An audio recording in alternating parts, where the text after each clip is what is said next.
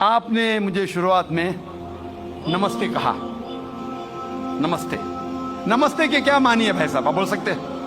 मैं सर झुका के मैं आपको नमन करता हूँ। हाँ, सर झुका के आप मुझे नमन करता हूँ। नमन करता हूँ। सर झुका के मुझे नमन करना शिर्क है, हराम है, प्रोहिबिटेड है। आप मेरे सामने भी सर नहीं झुका सकते, चाहे आप मुझसे मोहब्बत करते हैं, चाहे आप मेरी इज्जत करते हैं, फिर भी आप मेरे सामने सर नहीं झुका सकते। सर झुकाना चाहिए तो सिर्फ खुदा के सामने, अल्लाह के सामने, और मैं खुदा नहीं हूं।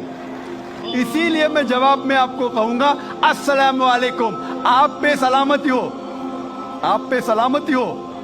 आप समझे ना, मैं आपके सामने झुक नहीं सकता हूं। ये सिर झुकेगा तो सिर्फ अल्लाह के सामने, सिर्फ खुदा के सामने।